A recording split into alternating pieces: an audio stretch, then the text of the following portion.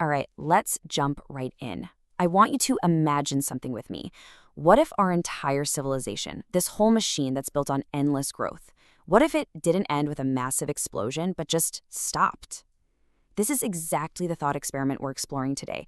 The story of one world falling and another one very deliberately rising from its place. So, how did it all begin? Well, the end, when it finally arrived, wasn't some huge, dramatic bang. Nope, it was a glitch. Just a routine software update that went wrong and kicked off what future historians would call the pause. But here's the thing, and this is the crucial part. The real error, the fatal flaw, it wasn't in the software. It was written into the source code of civilization itself. And believe it or not, this whole collapse was predicted, but not by some mystic staring into a crystal ball. No, this prophecy came from a philosopher who saw the storm clouds gathering a full century before it all went down. He's the one who pointed out the fatal flaw, the bug, right in the DNA of modernity. That philosopher? His name was Sri Aurobindo, and he warned about what he called the essential barbarism of modernity. Now, what on earth does that mean? Well, think about it. He looked around and saw a world that was completely obsessed with one thing: accumulation. Just more. Growth for the sake of growth. A relentless, mindless drive that had totally forgotten why it was even driving in the first place. Okay, so here's the key idea you need to grasp, this concept he called the vital being. Just think of it like the engine inside us. It's our ambition, our desire, that constant need to do more, to have more. You could almost call it the hustle culture of the soul, right? Now, Aurobindo's point was that this engine is absolutely necessary. We need it, but it was never, ever meant to be in the driver's seat. The moment you let it take the wheel, it turns into a monster, a system that just feeds on itself, devouring everything, meaning, ethics, and, in the end, its own foundation. All right, so let's get into the collapse itself, because this wasn't your typical apocalypse story with fire and explosions. Not at all. This was the story of a giant global machine just grinding to a halt. And in its place, a silence. A deafening, terrifying silence. And the first real shock of the pause was this sudden, horrifying realization that the emperor had no clothes. It turns out the entire global economy wasn't built on anything real. Not gold, not grain. It was built on signals. Just digital ones and zeros flying through the air, these abstract promises of future value. And when the system hit pause, poof, the signals just vanished. And in that quiet, the world woke up to the fact that its wealth, it was basically an illusion. And man, it happened so fast. I mean, stunningly fast. What started as just a technical problem spiraled into a full-blown existential crisis in less than a week. Think about it. Day 1, it's an annoyance, right? Oh, the app is down. By day 7, the absolute fundamentals of daily life, buying food, getting gas, even getting your own money, they're just gone. The so-called gods of convenience had packed up and left town. But here's where it gets really interesting. The reaction around the world was completely different. For the West, this was a total shock, a thunderclap out of a perfectly clear blue sky. But for the global South, for places from Sao Paulo to Jakarta, it wasn't really a shock at all. It was more like recognition. See, they'd been living closer to the fault lines of the system for a long time. They already knew the ground was unstable. In the end, the whole system was like one of those giant prehistoric titans. It was massive, powerful, it dominated everything. But its own size, its own insane appetite, is exactly what made it so fragile. It had literally grown too big for its own bones, devouring more than the planet could possibly give. It was completely doomed by its own success. So as this titan is collapsing, you might think what comes next is just chaos, right? But no, as one world fell, another was already stirring. This wasn't an accident, it was a pivot.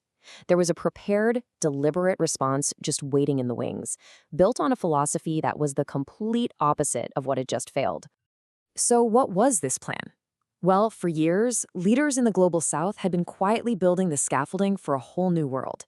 The core idea was something called the commodity covenant, which is just a fancy way of saying value has to be tied to real stuff, to reality. The new payment network, AURIN, was like a brand new circulatory system, totally independent of the frozen Western networks. No more control from the old guard. And the new currency, Sol, was the lifeblood, backed not by promises or debt, but by the essentials of life. And this really lays out the massive shift in thinking. I mean, look at this. The old system, it was all about speculation, abstract signals.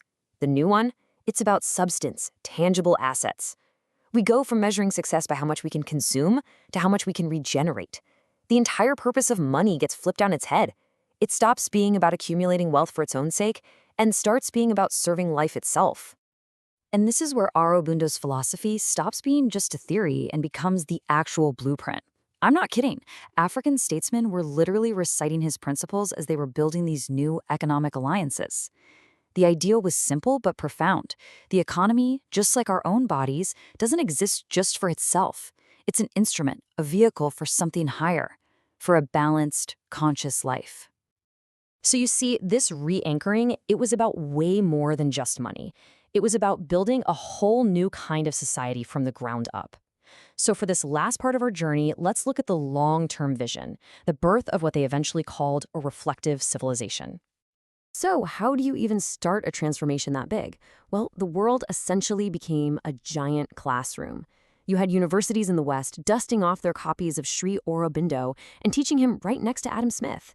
The point wasn't to throw Smith out, but to figure out what went wrong, to understand where the moral imagination had just disappeared. They realized that Smith's invisible hand of the market, it needs to be guided by what you might call a conscious hand. So what does this conscious economics actually look like? Well, the price of anything was now based on three core things. The first two we get: tangible cost, materials and labor, and the ecological cost, energy, environmental impact. We talk about that now. But it's this third one that is just a total game changer, the psychic cost. The price included the amount of attention or distraction a product forces on your life. Just think about that for a second. An app or a social media feed that's engineered to be addictive, to literally hijack your attention. In this new world, that product would have an insanely high price tag. And this new way of thinking completely transformed education too. These new schools, called centers of measure, weren't about what we think of as school. Their goal wasn't to just cram students' heads full of facts to get a job. Not at all. It was to unfold the mind, to awaken what's already inside. Their guiding principle was a direct echo of Aurobindo's vision. No truth can be taught, it can only be awakened. The whole focus shifted from just training your brain to actually educating your soul. So when you put all these places together, what do you get? You get the Age of Poise. It's a world that runs on tranquil intensity, the idea that the most powerful action comes from a place of deep calm. You get rhythmic governance and an economy as ecology, meaning society finally learns to work with natural cycles, not against them. Technology is different too. It's designed for intervals, not to be always on, respecting our need to disconnect. And the goal of life isn't chasing pleasure or avoiding pain, but finding that quiet joy that Aurobindo talked about, a deep, steady inner balance. And in a move that's almost too perfect, the most important new institution, the Global University of Measure, was built, of course, right near Orville. And that brings this whole thought experiment right back to us, here and now. Because, let's be honest, we're living in the age of the vital titan. Our world worships speed, it worships growth, it worships more. So it leaves us with a really big question, doesn't it? What would it actually take for our civilization right now to just pause? What would it take for us, all of us, to finally learn how to breathe?